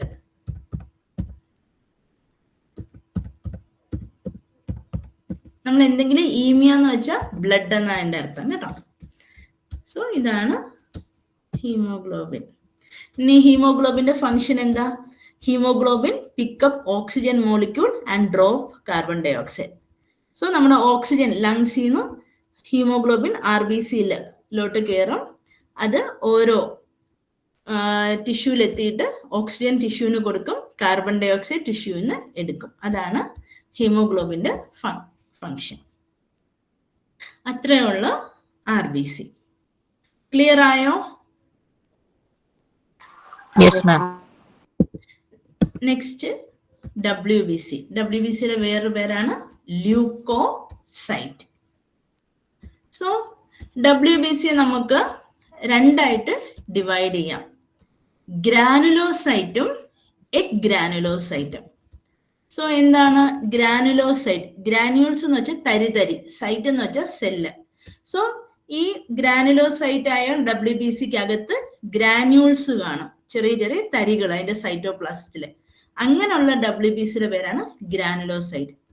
ഇനി നമ്മൾ ഏത് വേർഡിന്റെ മുന്നിലും AO ആനോ ആഡ് ചെയ്ത ആബ്സെന്റ് എന്നാണ് അതിന്റെ അർത്ഥം. സോ ഗ്രാന്യൂൾസ് ഇല്ല, എഗ്രാനുലോസൈറ്റ്. അതാണ് ലിംഫോസൈറ്റും മോണോസൈറ്റും. സോ WBC നമുക്ക് രണ്ടായിട്ട് ഡിവൈഡ് ചെയ്യാം, ഗ്രാനുലോസൈറ്റ് ആൻഡ് എഗ്രാനുലോസൈറ്റ്. ഗ്രാനുലോസൈറ്റ് 3 തരമുണ്ട്, ന്യൂട്രോഫിൽ, ഇസ്നോഫിൽ, ബേസോഫിൽ. എഗ്രാനുലോസൈറ്റ് 2 തരമുണ്ട്, ലിംഫോസൈറ്റ് ആൻഡ് മോണോസൈറ്റ്. സോ നിങ്ങൾക്ക് ഈ ഡയഗ്രത്തിൽ അറിയാം, ഈ ന്യൂട്രോഫിലിന്റെയും ഇസ്നോഫിലിന്റെയും ബേസോഫിലിന്റെയും അകത്ത് ഗ്രാന്യൂൾസ് ഉണ്ട്. ലിംഫോസൈറ്റിനും മോണോസൈറ്റിനും ആ ഗ്രാന്യൂൾസ് സൈറ്റോപ്ലാസത്തിൽ ഇല്ല. അതുകൊണ്ടാണ് ഗ്രാനുലോസൈറ്റ് എന്നും എഗ്രാനുലോസൈറ്റ് എന്നും പറയുന്നത്. ഇനി ലൂക്കോസൈറ്റ് അല്ലെങ്കിൽ WBCയുടെ ഫംഗ്ഷൻ എന്താ? So it protect the body against micro organism and remove the dead and debris. So നമ്മുടെ ബോഡിക്ക് ഇമ്മ്യൂണിറ്റി തരുന്നതാണ് WBCയുടെ ഫംഗ്ഷൻ. അത് എങ്ങനെയാണ്? It protect against micro organism, bacteria, virus ഒക്കെ നമ്മുടെ ശരീരത്ത് എൻ്റർ ചെയ്താൽ അതിനെ റിമൂവ് ചെയ്യുന്ന, അതിനെ കില്ല് ചെയ്ത്, ആ കില്ലിങ്ങിന്റെ പേരാണ് ഫാഗോസൈറ്റോസിസ്. കില്ല് ചെയ്ത് എൻഗൾഫ് ചെയ്ത് ആ ഡെബ്രിസ് എന്ന് വെച്ചാൽ വേസ്റ്റ് പ്രോഡക്ട്സ്, ഇൻഫ്ലമേഷൻ്റെതോ അല്ലെങ്കിൽ ആ മൈക്രോ ഓർഗാനിസത്തിന്റെ ഇൻഫെക്ഷൻ്റെയോ ഒക്കെ വേസ്റ്റ് പ്രോഡക്ട്സിന്റെ പേരാണ് ഡെബ്രിസ്. അതിനെയൊക്കെ റിമൂവ് ചെയ്യുന്ന ഫംഗ്ഷനാണ് WBCക്ക് ഉള്ളത്. ഇനി WBCക്ക് കുറച്ച് മൂവ്മെന്റ് ഉണ്ട്. അമീബോയിഡ് മൂവ്മെന്റ്, ഇത് ജസ്റ്റ് ഒന്ന് അറിഞ്ഞിരുന്നാൽ മതി. ഡയാപീഡിസിസ്, കീമോടാക്സിസ്. അമീബോയിഡും ഡയാപീഡിസിസ് എന്ന് വെച്ചാൽ നമുക്ക് എന്തെങ്കിലും ഇൻഫെക്ഷൻ വരുമ്പം നമ്മുടെ ബ്ലഡ് വെസലിൽ നിന്ന് WBC ടിഷ്യൂലോട്ട്, നമ്മുടെ ടിഷ്യൂലോട്ട് വരും. അത് ബ്ലഡ് വെസലിൽ നിന്ന് പുറത്തോട്ട് ഒരു അമീബയുടെ പോലെ ഇങ്ങനെ വഴുതി വീഴുന്ന ഒരു പ്രോസസ്സിന്റെ പേരാണ് അമീബോയിഡ് പ്രോസസ്. കീമോടാക്സിസ് എന്ന് വെച്ചാൽ എവിടെ ഒരു ഇൻഫെക്ഷൻ ഉണ്ട് അവിടെ ചില കെമിക്കൽസ് കാണും, ആ കെമിക്കൽസ് നമ്മുടെ WBC അട്രാക്ട് ചെയ്ത് ആ സ്ഥലത്തോട്ട് കൊണ്ടു ചെല്ലും. അതിന്റെ പേരാണ് കീമോടാക്സിസ്. പിന്നെ ഇമ്മ്യൂണിറ്റിക്ക്, പാസീവ് ഇമ്മ്യൂണിറ്റിക്കും ആക്റ്റീവ് ഇമ്മ്യൂണിറ്റിക്കും ഒക്കെ ഹെൽപ്പ് ചെയ്യും.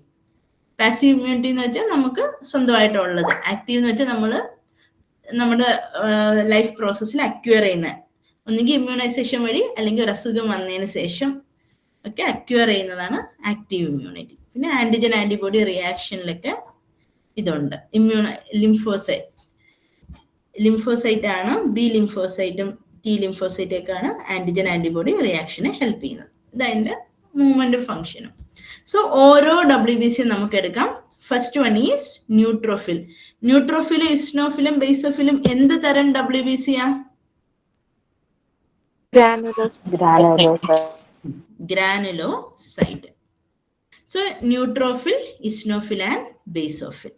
So first one is neutrophil. Neutrophil ആണ് നമ്മുടെ മോസ്റ്റ് കോമൺ WBC, ഏറ്റവും കൂടുതലുള്ളത് ആണ്. സോ 60%, നമ്മൾ 100 WBC എടുത്താൽ അതിന്റെ പേരാണ് ഡിഫറൻഷ്യൽ കൗണ്ട്. അതിൽ 60% ന്യൂട്രോഫിൽ ആണ്. ഇനി അതിന്റെ ഫംഗ്ഷൻ എന്താ? Phagocytic cell destroy bacteria. So ന്യൂട്രോഫിലിനെ നമ്മൾ ഫസ്റ്റ് ലൈൻ ഓഫ് ഡിഫൻസ് എന്നൊക്കെ പറയും. നമുക്ക് എന്ത് ഇൻഫെക്ഷൻ ഉണ്ടായാലും അല്ലെങ്കിൽ എന്ത് ഇഞ്ചറിയോ എന്ത് ഇൻഫ്ലമേഷൻ ഉണ്ടായാലും ആദ്യം അവിടെ എത്തുന്ന WBC ആണ് neutrophil. So most common phagocytic cell destroy bacteria. ഇനി അതിന്റെ ന്യൂക്ലിയസ് നിങ്ങൾക്ക് ഇവിടെ കാണാം. ന്യൂട്രോഫിൽ, ഇതാണ് ന്യൂട്രോഫിൽ. അതിന്റെ ന്യൂക്ലിയസ്, ഈ ന്യൂക്ലിയസ് ആണ് നീല കളറിൽ സ്റ്റെയിൻ ചെയ്യുന്നത്. അതിന്റെ ന്യൂക്ലിയസിന് കൂടുതൽ ലോബ് ഉണ്ട്. ഇവിടെ ഒരു ലോബ്, പിന്നെ ഒരു സ്ട്രാൻഡ്, പിന്നെ ഒരു ലോബ്. 2 മുതൽ 5 ലോബ് വരെ ന്യൂട്രോഫിലിന്റെ ന്യൂക്ലിയസിനുണ്ട്. 2 to 5 ലോബാണ് ഉള്ളത്. ഇനി അതിനകത്ത് നിങ്ങൾക്ക് ചെറിയ ഗ്രാന്യൂൾസ് കാണാം, വളരെ ചെറിയ ഗ്രാന്യൂള. അതിന് പ്രത്യേകിച്ച് കളർ ഒന്നുമില്ല, ന്യൂട്രലി സ്റ്റെയിൻഡ് ആണ്. ഫിൽ എന്ന് വെച്ചാൽ കളർ, ന്യൂട്രലി സ്റ്റെയിൻഡ് ആയതുകൊണ്ടാണ് ഈ WBC നമ്മൾ ന്യൂട്രോഫിൽ എന്ന് പറയുന്നത്. സോ അത് ന്യൂട്രലി സ്റ്റെയിൻഡ് ആണ്. അതിന്റെ ന്യൂക്ലിയസിന് 2 to 5 ലോബ്സ് ഉണ്ട്.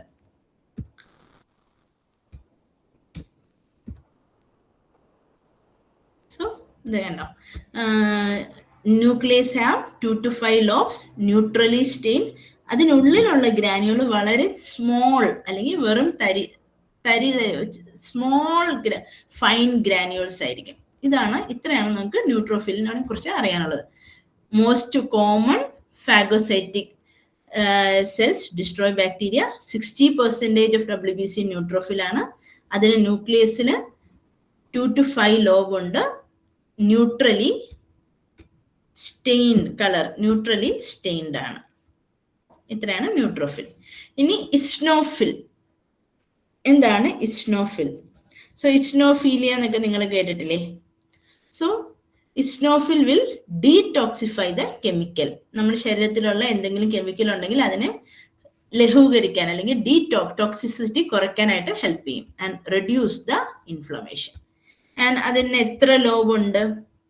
By lobed. എന്താണ് ബൈ എന്ന് വെച്ചാ? 2 അല്ലെങ്കിൽ സ്പെക്ടക്കിൾ ഷേപ്ഡ്. അതിനെയാണ് ഇസ്നോഫിൽ. സോ നിങ്ങൾക്ക് ഇവിടെ നോക്കാം, ഇവിടെ ന്യൂക്ലിയസിന് 2 ലോബ്സ് ഉണ്ട്. അതൊക്കെ ഒരു കണ്ണടയുടെ പോലെ സ്പെക്ടക്കിളിനെ പോലെ ഇരിക്കുക. അതുകൊണ്ടാണ് ഇതിനെ സ്പെക്ടക്കിൾ ഷേപ്ഡ് ന്യൂക്ലിയസ്. ഇനി ഇതിന്റെ ഗ്രാന്യൂൾസ്, നമ്മുടെ ന്യൂട്രോഫിലിനെക്കാളും വലിയ ഗ്രാന്യൂൾ, അതിന്റെ പേരാണ് കൊയേഴ്സ്, COARS. കൊയേഴ്സ് ഗ്രാന്യൂൾസ് ഉണ്ട്. അത് റെഡിഷ് കളർ ആയിരിക്കും. അതുകൊണ്ടാണ് ഇതിനെ ഇസ്നോഫിൽ എന്ന് പറയുന്നത്. സോ ഇസ്നോഫിൽ, ബൈലോഡ്, സ്പെക്ടക്കിൾ ഷേപ്പ്, കൊയേഴ്സ് എന്ന് വെച്ചാൽ ലാർജ് റെഡ് ഗ്രാന്യൂൾസ്. ഇതാണ് ഇസ്നോഫിൽ. ഇനിയുള്ളത് ബേസോഫിൽ. സോ മൂന്നാമത്തെ ഗ്രാനുലോസൈറ്റ് ആണ് ബേസോഫിൽ. ഇതെന്തിന് ഹെൽപ്പ് ചെയ്യും?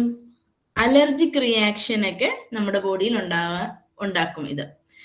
പിന്നെ ഇതൊരു സബ്സ്റ്റൻസ് റിലീസ് ചെയ്യും. അതിന്റെ സൈറ്റോപ്ലാസത്തിലുള്ളതാണ് ഹിസ്റ്റമിൻ, ഹെപ്പാരിൻ. അതെല്ലാം ഇൻഫ്ലമേഷൻ, നമുക്ക് എന്തെങ്കിലും വന്ന ഒരു റെസ്പോൺസ് ആണ് ഇൻഫ്ലമേഷൻ. ഇൻഫ്ലമേറ്ററി റെസ്പോൺസ് ക്രിയേറ്റ് ചെയ്യും. ആൻഡ് ഇതിന്റെ ഗ്രാന്യൂൾസ് എങ്ങനെയാണ്? ബ്ലൂയിഷ് ബ്ലാക്ക് ഗ്രാന്യൂൾസ് ആണ്, വലിയ. ഇനി അതിന്റെ ന്യൂക്ലിയസ് എങ്ങനെയാണ്? Irregular and indented. So nucleus എന്ന് വെച്ചാൽ പ്രത്യേകിച്ച് ഷേപ്പ് ഇല്ല, ഇറഗുലർ ആൻഡ് ഇൻഡന്റഡ്. ഇൻഡന്റഡ് എന്ന് വെച്ചാൽ അതിനൊരു വെട്ടുണ്ട്. സോ നിങ്ങൾക്ക് ഇതാണ് ബേസോഫില്. ഇതിൽ നിങ്ങൾക്ക് ആ ഗ്രാനുൾസ്, വലിയ ഗ്രാനുൾസ്, ആ ന്യൂക്ലിയസും ബ്ലൂ കളറാ, ഗ്രാനുകളും ബ്ലൂയിഷ് ബ്ലാക്ക് കളറൊക്കെയാ. സോ അതിന് പിന്നെ ഈ ന്യൂക്ലിയസിനകത്ത് ചെറിയൊരു വെട്ടുണ്ട്. ഇതാണ് ബേസോഫിൽ. ബേസോഫിൽ ഒരു എന്താണ് സെക്രീറ്റ് ചെയ്യുന്നത്? ബേസോഫിലിനകത്ത് നിന്ന് എന്താ സെക്രീറ്റ് ചെയ്യുന്ന പറഞ്ഞ inflammatory substance? Heparin and histamine. So അത്രയാണ് ഗ്രാനുലോസൈറ്റ്. ഇനി എഗ് ഗ്രാനുലോസൈറ്റ്, അത് രണ്ടെണ്ണം ഉണ്ട്, മോണോസൈറ്റും ലിംഫോസൈറ്റും. So monocyte and lymphocyte. So എന്താണ് ലിംഫോസൈറ്റ്? അത് നമ്മുടെ ഇമ്മ്യൂണിറ്റിക്ക് ഹെൽപ്പ് ചെയ്യുന്ന രണ്ടു തരം ലിംഫോസൈറ്റ് ഉണ്ട്, ബി ലിംഫോസൈറ്റും ടി ലിംഫോസൈറ്റും. അതാണ് ആന്റിജൻ ആന്റിബോഡി റിയാക്ഷൻ, ഇമ്മ്യൂൺ റെസ്പോൺസിനൊക്കെ ഹെൽപ്പ് ചെയ്യുന്നത്. ഇനി ലിംഫോസൈറ്റിന്റെ ന്യൂക്ലിയസ് വളരെ വലുതാണ്. അത് ആ സെല്ലിന്റെ മൊത്തം വലിയ ന്യൂക്ലിയസ്, ആ സെല്ലിനെ അപേക്ഷിച്ച് വളരെ വലിയ ന്യൂക്ലിയസ് ആണ് ലിംഫോസൈറ്റിന് ഉള്ളത്. അടുത്തത് മോണോസൈറ്റ്. മോണോസൈറ്റും എഗ് ഗ്രാനുലോസൈറ്റ് ആണ്. അതിന്റെ ഫങ്ഷൻ എന്ന് വെച്ചാൽ അതിന്റെ ന്യൂക്ലിയസ് ഏകദേശം ഒരു കിഡ്നി ഷേപ്പ് ആണ്. അതും മാക്രോഫേജ് ആയി മാറും. മാക്രോ എന്ന് വെച്ചാൽ ലാർജ്. അതും നമ്മുടെ ഇതിന് കില്ലിങ്ങിനൊക്കെ ഹെൽപ്പ് ചെയ്യുന്ന ന്യൂട്രോഫിലിനെ പോലെ. ന്യൂട്രോഫില് ആദ്യത്തെ ദിവസങ്ങളിൽ വരും, പിന്നീടുള്ള ദിവസങ്ങളിൽ വൂണ്ട് ഹീലിങ് അല്ലെങ്കിൽ ഇഞ്ചുറി ഒക്കെ പറ്റിക്കഴിഞ്ഞാൽ പിന്നീട് ക്രോണിക് ഇൻഫ്ലമേഷന്റെ സമയത്ത് വരുന്നതാണ് മാക്രോഫേജ്. ഇത്രയാണ് WBC.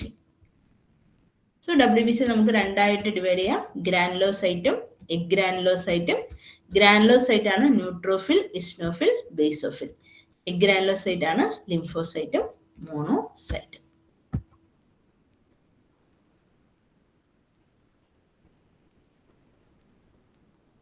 ഇനി ജസ്റ്റ് ഇവിടെ നിന്ന് കാണിക്കുന്നതേ ഉള്ളൂ. ഇതാണ് നമ്മുടെ ഓരോ ബ്ലഡ് സെല്ലും. ഇതിന്റെ പേരാണ് ഹെമാറ്റോപോയിസിസ് അല്ലെങ്കിൽ blood formation.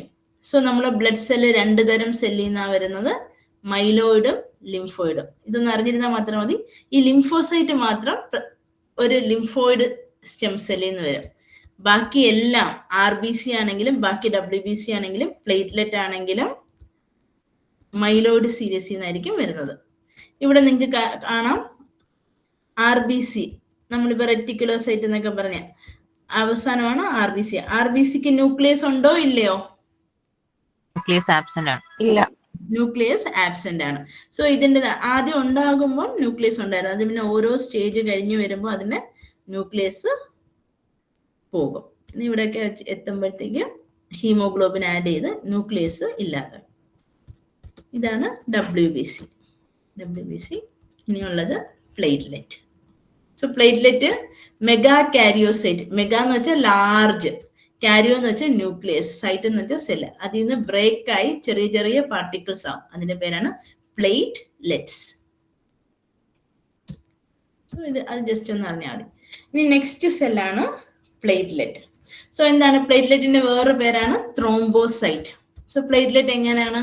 Platelets are small spherical non-nucleated mass of cytoplasm with diameter 2 to 4 micrometer. And it is called platelet because human have small fragments, ചെറിയ pieces ആയിട്ടാണ് platelet ഉള്ളത്. Then ഇനി പ്ലേറ്റ്ലെറ്റിന്റെ ഫങ്ഷൻ. പ്ലേറ്റ്ലെറ്റ് എന്താ നമുക്ക് ഹെൽപ്പ് ചെയ്യുന്നത്? നമ്മുടെ ബോഡിയിലെ ബ്ലഡിനെ പറയാം എന്തിനാ ഹെൽപ്പ് ചെയ്യുന്ന? ബ്ലഡ് ക്ലോട്ടിങ്ങിന് ഹെൽപ്പ് ചെയ്യും. ബ്ലഡ് ക്ലോട്ടിങ്ങിന് വേണ്ടിയാണ് പ്ലേറ്റ്ലെറ്റ് ഹെൽപ്പ് ചെയ്യുന്നത്.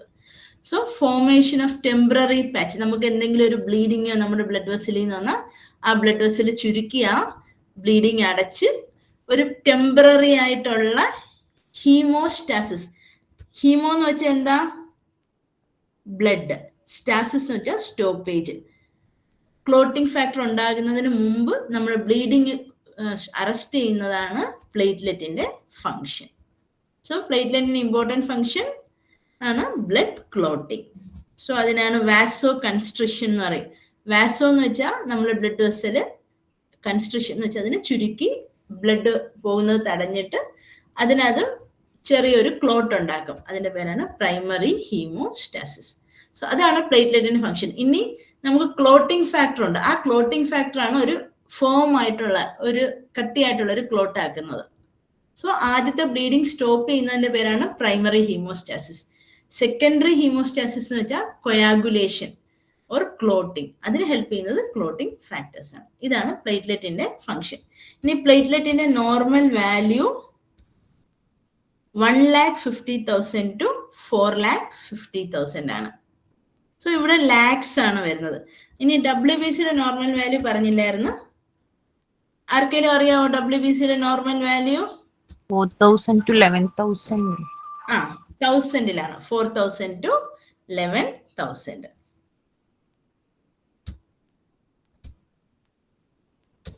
സോ WBCയുടെ നോർമൽ വാല്യൂ 4,000 to 11,000 ആണ്.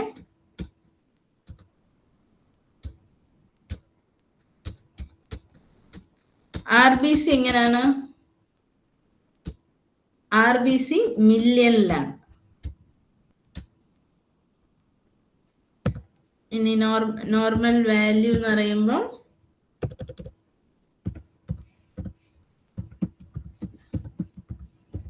വാല്യൂ 1000-ലാണ്. 4,000 to 11,000. RBC എന്ന് പറയുമ്പോൾ മില്യൺ, 4.5 to 5.5 അല്ലെങ്കിൽ 4.5 to 6. ഇത് 1000-ലാണ്. ഇനി നമുക്ക് ഇവിടെ കാണിച്ചിട്ടുണ്ട് ഡിഫറൻഷ്യൽ കൗണ്ട്. 60% ന്യൂട്രോഫില് കൂടുതൽ, പിന്നെ ഇസ്നോഫില്, പിന്നെ ഇസ്നോഫിൽ 4, ബേസോഫിൽ 1, ലിംഫോസൈറ്റ് ഒക്കെ. അത് കഴിഞ്ഞാൽ ന്യൂട്രോഫില് കഴിഞ്ഞാൽ കൂടുതലുള്ളതാണ് ലിംഫോസൈറ്റ്.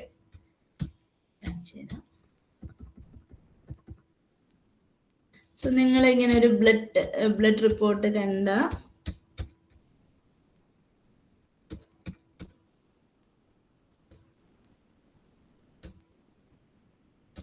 സോ ഇതാണ് അതിന്റെ നോർമൽ വാല്യൂ എഴുതിയിരിക്കുന്നത്. സോ ന്യൂട്രോഫിൽ കണ്ടോ, ചെറിയ ചെറിയ വ്യത്യാസം ഓരോ ലാബിൻ്റെത് വരും. 40 to 70 ഏറ്റവും കൂടുതലുള്ളത് ന്യൂട്രോഫില്. പിന്നീടുള്ളത് lymphocyte 70 to 40. പിന്നെ ഉള്ളത് ഇസ്നോഫിൽ 1 to 5. പിന്നെ ബേസോഫിൽ. സ്ക്രീൻ ഷെയർ ആയില്ലേ? ഇത്ര നേരം ഉണ്ടായിരുന്നോ?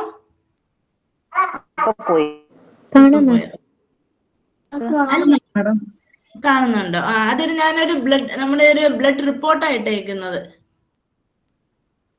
കണ്ടോ? ബാക്കി എല്ലാവർക്കും കാണുന്നുണ്ടല്ലോ അല്ലേ? ഓക്കെ. നമ്മളിപ്പോ ഒരു ബ്ലഡ് ടെസ്റ്റ് അല്ലെങ്കിൽ ഒരു കംപ്ലീറ്റ് ബ്ലഡ് കൗണ്ട് അല്ലെങ്കിൽ CBC ചെയ്യുമ്പോൾ ഇങ്ങനെ ആയിരിക്കും കാണുന്നത്. സോ ഇതായിരിക്കും അതിന്റെ നോർമൽ വാല്യൂ. സോ നിങ്ങളിപ്പം ടോട്ടൽ കൗണ്ട് പറഞ്ഞില്ലേ 4,000 to ഇതാണ് 4,000 to 11,000. ഇനി RBC കൗണ്ട് നമ്മൾ പറഞ്ഞില്ലേ million per millimetre cube 4 to 5.5. ഇത് മെയിലും ഫീമെയിലും ചെറിയ ഡിഫറൻസ് വരും, പക്ഷെ ഇത് രണ്ടും കൂടെ കമ്പൈൻ ചെയ്ത് ആവറേജ് ആയിട്ടേക്കുന്നത്. അതുപോലെ പ്ലേറ്റ്ലെറ്റ് കൗണ്ട് കണ്ടോ, 1.5 lakh to 4.5 lakh എന്നാ ഈ എഴുതിയിരിക്കുന്നത്. 10⁻3 ഇതിന്റെ കൂടെ 3 സീറോ കൂടെ ആഡ് ചെയ്യുന്നത്. ഇങ്ങനെയാണ് നമ്മുടെ കൗണ്ട് വരുന്നത്. ഇനി ഹീമോഗ്ലോബിൻ, നമ്മൾ ഹീമോഗ്ലോബിൻ എത്രയായിരുന്നു പറഞ്ഞേ? ഇവിടെ ആവറേജ് ആയിട്ടേക്കുന്ന മെയിലില് 13 to 18, 12 to 15 ഫീമെയിൽ. അതിന്റെ ഒരു ആവറേജ് 11.5 to 16. ഇങ്ങനെയാണ് നമ്മുടെ ഓരോ ബ്ലഡ് റിപ്പോർട്ടിലും വരുന്നത്. സോ അത്രയാണ്. ഇപ്പൊ സ്ക്രീൻ കാണുന്നുണ്ടല്ലോ അല്ലേ?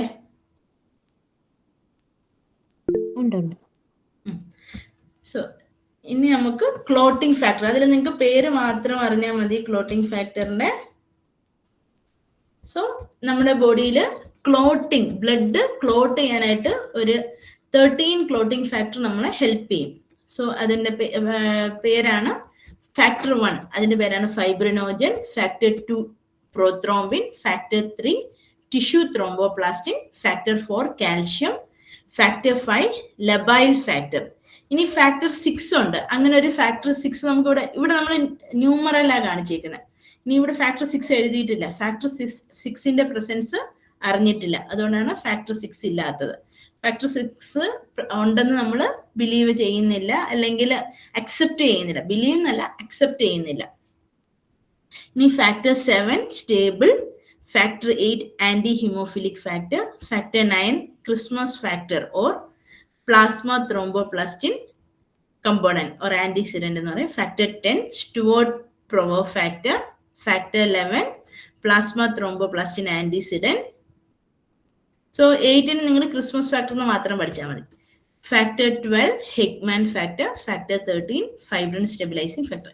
ഈ 13 ക്ലോട്ടിംഗ് ഫാക്ടർ പല രീതിയിൽ വന്നിട്ടാണ്, 2 രീതിയിൽ ഇൻട്രൻസിക്കും എക്സ്ട്രൻസിക്കും ആയിട്ട് വന്നിട്ടാണ് നമ്മുടെ ബ്ലഡ് ക്ലോട്ട് ചെയ്യാൻ ഹെൽപ്പ് ചെയ്യുന്നത്. പക്ഷെ നിങ്ങൾക്ക് അതിന്റെ പേര് മാത്രം പഠിച്ചാൽ മതി സിലബസിലുള്ള. സോ ഇതാണ് 13 ക്ലോട്ടിംഗ് ഫാക്ടർ. അതിൽ 6ാമത്തെ ഫാക്ടറിന്റെ എക്സിസ്റ്റൻസ് നമ്മൾ അക്സെപ്റ്റ് ചെയ്തിട്ടില്ല. അതുകൊണ്ടാണ് 6ാമത്തെ ഫാക്ടർ ഇല്ലാത്തത്. സോ എത്ര ക്ലോട്ടിംഗ് ഫാക്ടർ ഉണ്ട്?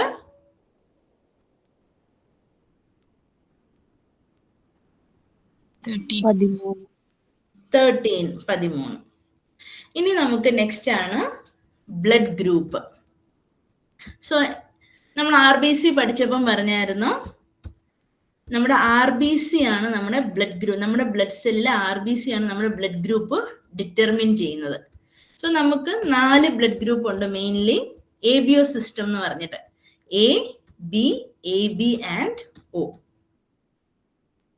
സോ എന്താണ്, ഇപ്പൊ നമ്മുടെ RBCയിൽ A ആന്റിജൻ ഉള്ളവരാണെങ്കിൽ അവരുടെ ബ്ലഡ് ഗ്രൂപ്പ് A ആയിരിക്കും. B ആന്റിജൻ അവരുടെ RBCയിൽ ഉണ്ടെങ്കിൽ അവരുടെ ബ്ലഡ് ഗ്രൂപ്പ് B ആയിരിക്കും. ഇനി A ആന്റിജനും B ആന്റിജനും ഉണ്ട് എങ്കിൽ അവരുടെ ബ്ലഡ് ഗ്രൂപ്പ് AB ആയിരിക്കും. ഇനി അവരുടെ RBCയിൽ ആന്റിജനേ ഇല്ല എങ്കിൽ അവർ 0, അതാണ് O ഗ്രൂപ്പ്.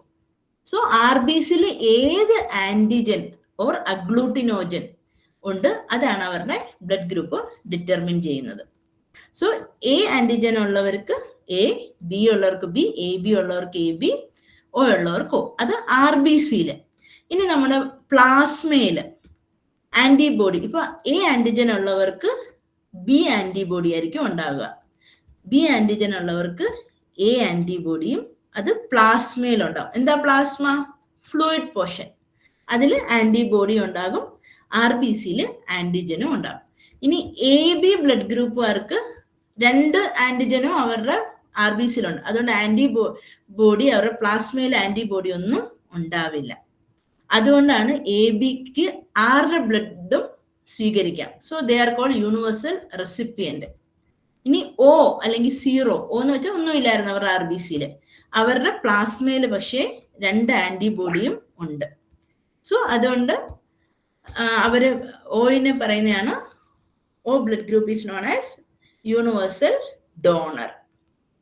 സോ ഇങ്ങനെ പറയാം, RBCയിലുണ്ട് A ഉണ്ട് ആന്റിബോഡി, അതേ സെയിം ആന്റിബോഡി പ്ലാസ്മയിൽ കാണില്ല. അങ്ങനെ ഒരു ലോ ഉണ്ട്. ആ ലോയുടെ പേരാണ് ലാൻഡ്സ്റ്റൈനർ ലോ.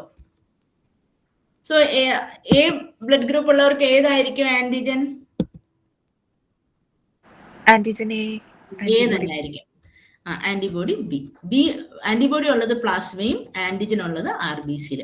അതാണ് ABO സിസ്റ്റം. സോ ഇത് പറയാം, there are 4 different type of blood, AB and O. It is determined, നമ്മുടെ ബ്ലഡ് ഗ്രൂപ്പ് ഡിറ്റർമിൻ ചെയ്യുന്നത് നമ്മുടെ ആന്റിജൻ, RBCയിലുള്ള ആന്റിജൻ ആണ് നമ്മുടെ ബ്ലഡ് ഗ്രൂപ്പ് ഡിറ്റർമിൻ ചെയ്യുന്നത്. Found on the RBC. Okay, അതിന് A and B ആന്റിബോഡി ഉള്ളത് AB, അത് നിങ്ങൾ വായിച്ചോണേ. സോ O ബ്ലഡ് ഗ്രൂപ്പ് എന്തുകൊണ്ടാണ്? O എന്ന് വെച്ചാൽ 0. O blood group is called universal donor since it does not have antigen on the surface of RBC. And AB blood group is called universal recipient since it has no agglutinin in the or antibody in the plasma. So ഏതാണ് universal donor recipient എന്ന് മനസ്സിലാക്കണം. നമ്മൾ ഈ slide test, ഈ blood group ഒക്കെ test ചെയ്യാൻ പോകുമ്പോൾ അവരൊരു റിയേജന്റ് ഒഴിക്കും. അപ്പം ഈ അഗ്ലൂട്ടിനേഷൻ അല്ലെങ്കിൽ ഈ ക്ലംബിങ് ഉണ്ടാവുന്നത് വെച്ചിട്ടാണ് നമ്മൾ ഇപ്പൊ രണ്ട് ആന്റിജൻ എ ഒഴിച്ച് സെറത്തില് ആന്റിജൻ ബി. എന്താണ് സെറം എന്ന് വെച്ചാൽ എന്തായിരുന്നു സെറം? പെട്ടെന്ന് പറ. പ്ലാസ്മയിൽ നിന്ന് പ്ലാസ്മ പ്രോട്ടീൻ റിമൂവ് ചെയ്തിട്ടുള്ള പോർഷന്റെ പേരാണ് സിറം. അപ്പോൾ അത് റിമൂവ് ചെയ്യും. ഇങ്ങനെയാണ് നമ്മൾ ബ്ലഡ് ഗ്രൂപ്പ് ഡിറ്റർമിൻ ചെയ്യുന്നത്. രണ്ടും അഗ്ലൂട്ടിനേഷൻ ഉണ്ടെങ്കിൽ എ ബി ഗ്രൂപ്പ്. ഏത് സ്ഥലത്ത് ഒഴിക്കുന്നത്? ഇത് ബി ഗ്രൂപ്പ്. എയിലില്ല, ബിയിലുണ്ട്. ഇവിടെ നോക്ക്, എയിൽ ക്ലംബ് ചെയ്തിട്ടുണ്ട്, ബി ആന്റി സെറത്തിൽ ഇല്ല. അതുകൊണ്ട് ഇത് എ ഗ്രൂപ്പ്. ഇനി രണ്ടിലും ഇല്ലെങ്കിൽ അത് ഒ ഗ്രൂപ്പ്.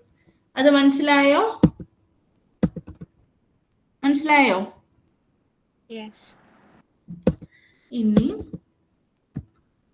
ഇനി എന്താണ് RH ഫാക്ടർ? നമ്മുടെ ബ്ലഡ് പോസിറ്റീവ് ആണോ നെഗറ്റീവ് ആണോ? സോ RH ഫാക്ടർ എന്ന് പറഞ്ഞാൽ അതൊരു റീസസ് മങ്കിയിൽ നിന്ന് ആണ് ആദ്യം ഫൈൻഡ് ഔട്ട് ചെയ്തത്. അപ്പൊ നമുക്കൊരു ഡി ആന്റിജൻ ഉണ്ടെങ്കിൽ, the presence of a protein RH factor ഉണ്ടെങ്കിൽ അവർ പോസിറ്റീവ് ആയിരിക്കും. RH ഫാക്ടർ ഇല്ലെങ്കിൽ അവർ നെഗറ്റീവ് ബ്ലഡ് ഗ്രൂപ്പ് ആയിരിക്കും. സോ അല്ലെങ്കിൽ അതിന്റെ പേരാണ് ഡി ആന്റിജൻ. ഇനി എന്താണ് ഈ positive blood group negative blood ഗ്രൂപ്പിന്റെ പ്രോബ്ലം? സോ ഒരു ഫീമെയിൽ, ഒരു ലേഡി നെഗറ്റീവ് ബ്ലഡ് ഗ്രൂപ്പ് ആണെങ്കിലാണ് ഒരു പോസിറ്റീവ് ബ്ലഡ് ഗ്രൂപ്പ് ഉള്ള ഒരു ഹസ്ബൻഡിനെ കല്യാണം കഴിക്കുന്നെങ്കിൽ അവർക്കുണ്ടാവുന്ന കുട്ടികൾ പോസിറ്റീവ് ആയിരിക്കും. എന്തെന്ന് വെച്ചാൽ പോസിറ്റീവ് ബ്ലഡ് ഗ്രൂപ്പാണ് ഡോമിനേറ്റ് ചെയ്തിരിക്കുന്നത്. അപ്പോൾ ആ ഒരു ഫസ്റ്റ് പ്രഗ്നൻസിക്ക് കുഴപ്പമൊന്നും കാണില്ല. ഫസ്റ്റ് കുട്ടിയും പോസിറ്റീവാണ്. ആ ഡെലിവറിയുടെ സമയത്ത് അംബിലിക്കൽ കോഡ്, നോർമൽ ഡെലിവറിക്ക് അംബിലിക്കൽ കോഡ് കട്ട് ചെയ്യുന്ന സമയത്ത് അമ്മയുടെ ബ്ലഡും കുട്ടിയുടെ ബ്ലഡും കൂടെ മിക്സ് ആകും. അപ്പം പോസിറ്റീവ് ആന്റിജനും നെഗറ്റീവ് ആന്റിജനും കൂടെ മിക്സ് ആയിട്ട് അവിടെ ഒരു റിയാക്ഷൻ ഉണ്ടാകും. അപ്പൊ ആ സ്ത്രീ വീണ്ടും രണ്ടാമത് പ്രഗ്നന്റ് ആകുമ്പോൾ എന്ത് പറ്റും? ആ ആന്റിബോഡി എഗൻസ്റ്റ് ഉണ്ട്. ആ രണ്ടാമത്തെ കുട്ടിക്ക് ചിലപ്പം എന്തെങ്കിലും അബോഷനോ അല്ലെങ്കിൽ എന്തെങ്കിലും പ്രോബ്ലം ഉണ്ടാവും, ഹീമോലൈസിസ് ഉണ്ടാവും. അതിന്റെ പേരാണ് എറിത്രോബ്ലാസ്റ്റോസിസ് ഫീറ്റാലിസ്. സോ എന്താണ് ഇങ്ങനത്തെ ഒരു കണ്ടീഷൻ? ചിലപ്പോൾ കുട്ടി മരിക്കാം, അല്ലെങ്കിൽ ചിലപ്പോൾ ജോണ്ടിസ്, നല്ല രീതിയിൽ ജോണ്ടിസ് വരാം. അതിന്റെ പേരാണ് എറിത്രോബ്ലാസ്റ്റോസിസ് ഫീറ്റാലിസ്. സോ എന്താണ് എറിത്രോബ്ലാസ്റ്റോസിസ് ഫീറ്റാലിസ്? മദർ നെഗറ്റീവും ഫാദർ പോസിറ്റീവ് ആയാൽ ഉണ്ടാകുന്ന കുട്ടി പോസിറ്റീവ് ആയിരിക്കും. ആദ്യത്തെ കുട്ടിക്ക് അത് അഫക്ട് ചെയ്തില്ല, രണ്ടാമത്തെ കുട്ടിക്ക് അഫക്ട് ചെയ്യും. പക്ഷെ ഇപ്പോൾ ഒരു ഡി ആന്റിജൻ ഉണ്ട്, അതിനെതിരെ ഒരു ആന്റിജൻ കൊടുക്കുന്നുണ്ട്, ഒരു ഡി ആന്റിജൻ. അതുകൊണ്ട് ഇപ്പൊ അങ്ങനത്തെ പ്രോബ്ലം ഒന്നും ഉണ്ടാവില്ല. ഇതൊരു കണ്ടീഷനാണ് മാത്രം. മനസ്സിലായോ?